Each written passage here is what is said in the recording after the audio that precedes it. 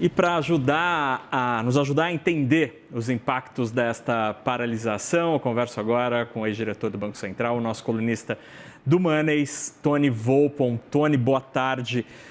Quais os efeitos econômicos desta paralisação? É algo que te preocupa?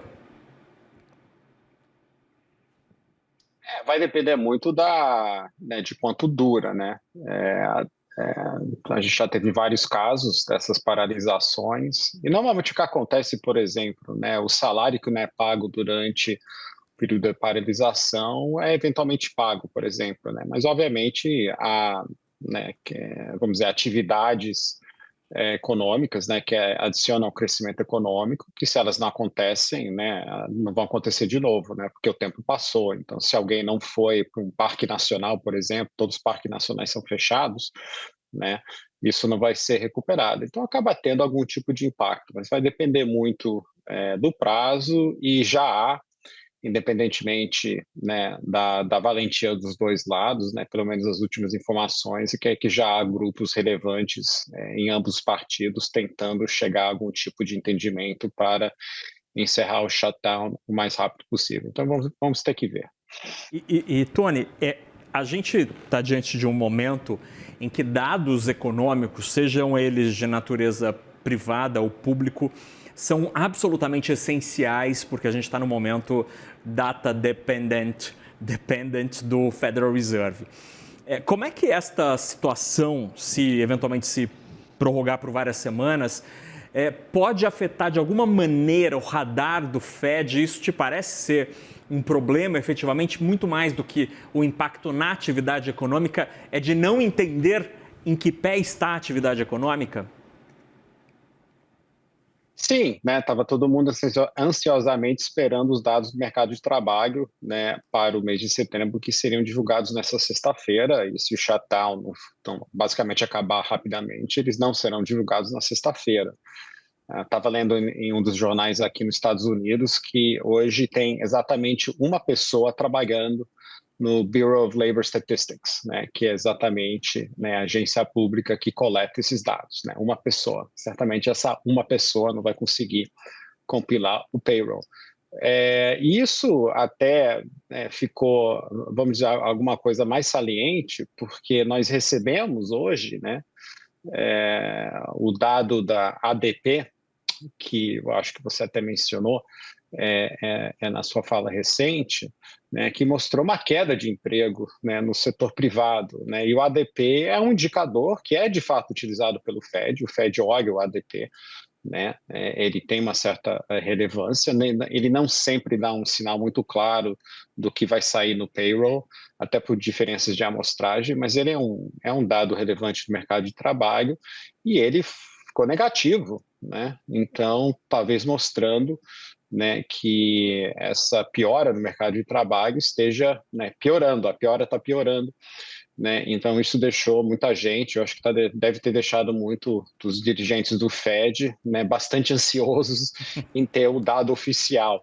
né, lembrando, né, indo para a reunião de outubro, que é uma reunião onde ainda há uma certa polêmica sobre se haverá ou não mais um corte de juros adicional, o mercado está precificando mais um corte em outubro, mas até teve analistas que eu estava lendo hoje, dizendo que com esse ADP, né, pode até aumentar a especulação de um corte de 0,5 ponto no Fed Funds na próxima reunião, se ele realmente for confirmado com os dados oficiais que, de fato, o mercado de trabalho está tendo essa piora inesperada. Tony, você que é um observador, você mora nos Estados Unidos, observa muito de perto todo o cenário econômico e político americano. A tua percepção sobre o espaço para que o Congresso, dentro de dias, possa chegar a um entendimento? Democratas têm uma pauta muito clara, republicanos também. Te parece haver espaço para algum entendimento e, de fato, o orçamento ser tirado da gaveta e aprovado? O que está sendo discutido agora basicamente, primeiro, esses cortes que estão sendo propostos pelos republicanos só começariam a partir do final do ano, eles não são imediatos, né? Então, o que os republicanos estão dizendo, olha, vamos reabrir o Congresso e vamos discutir, né? Vamos reabrir o governo e vamos discutir isso, né? De repente, há algum espaço para negociar essa questão desses cortes, que são cortes sobre aumentos que foram feitos nesses programas no final do governo Biden. Então, o que os republicanos estão argumentando é que, olha, a gente só está voltando para, sim, estamos cortando esses subsídios, mas a gente só está voltando ao que já era, a gente está retirando, né, o que foi feito no final do governo, né? Então não é uma coisa tão drástica assim como os democratas estão, né, essa narrativa que os democratas estão vendendo, né? E o grande problema dos democratas é que enquanto várias políticas do governo Trump né, não tem, e o governo em si, o Trump em si, a sua popularidade tem caído, certamente depois da posse, a verdade é que a popularidade do Partido Democrata tem caído ainda mais. O Partido Democrata hoje altamente, nunca foi tão impopular na sua história, e muito disso vem do fato que muitos democratas acham que o partido não está brigando suficientemente com o Trump, né? Com, né, a suposta guinada autoritária do governo Trump e a sua, né, política orçamentária, essa questão dos cortes em programas sociais, etc. e tal. Então, isso que está deixando os democratas meio numa posição muito difícil, que de um lado eles sabem que quem se prejudica mais nesse shutdown é exatamente funcionários públicos, que são normalmente, né, não diria quase a totalidade, mas a grande maioria apoiam o Partido Democrata, mas do outro lado você tem boa parte do partido dizendo que você não pode fazer nenhum tipo de acordo com esse governo autoritário, fascista, etc. e tal, né? E esse é o grande dilema deles, né? E vamos ver como eles vão resolver isso nesses próximos dias ou semanas, ou, né, até que esse shutdown de fato for revertido. Tony, essa história dos democratas realmente é incrível, né? Porque Trump tem observado a piora de seus indicadores de popularidade, mas os democratas têm uma pior ainda pior, assim, eles conseguem estar pior, é muito impressionante. Eles não estão conseguindo capitalizar nada desta crise de imagem recente de Trump. É muito interessante a inação da oposição no Congresso americano. Agora, só para terminar... Pois não. Pode falar. Então, é só dizer que, minha opinião, né? Eles ainda estão em choque da perda da eleição e não tem rumo, não tem líder, né? Não sabem se vão, né, se a resposta é moderar suas políticas, né, dentro de uma leitura que a perda foi em parte pela radicalização de várias políticas que aconteceu durante o governo Biden, né? Ou se não, né? Aí eles estão olhando para o Mandami lá em Nova York, né? Que é um autodeclarado socialista e vai facilmente ganhar a eleição para prefeito da maior cidade dos Estados Unidos. Aí falam, não, a gente tem que ir mais para a esquerda, né?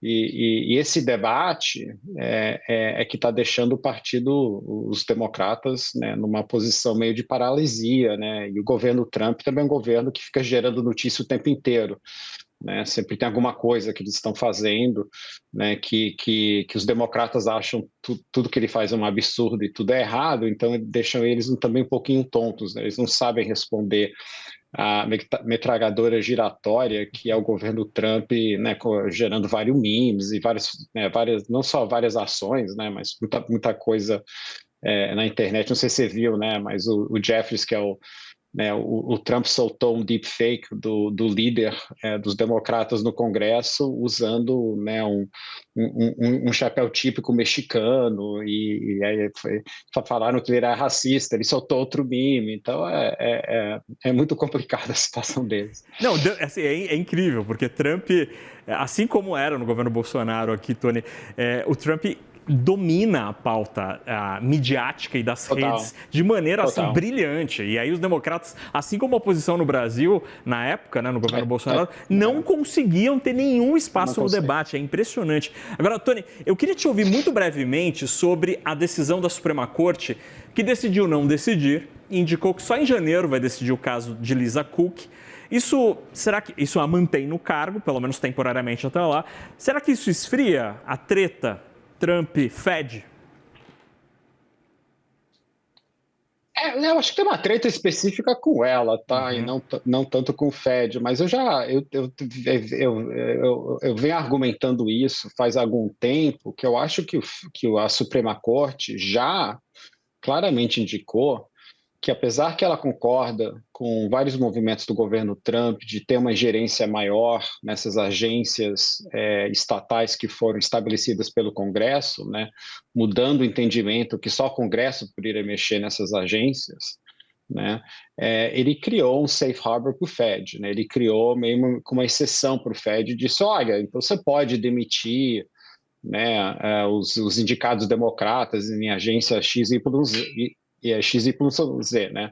Mas no Fed, o Fed é uma instituição especial, tem um lugar especial, e aqui você não pode, né? Que foi até o que diminuiu muito o âmbito do mercado quando o Trump, né, um tempinho atrás, estava falando em demitir o próprio Powell, né?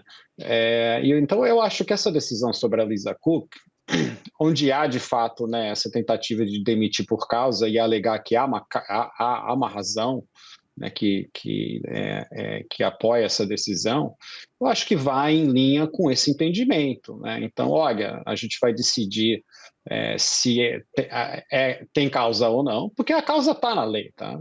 Como você disse, né, antes da nossa conversa, a lei não define, a lei de 1913.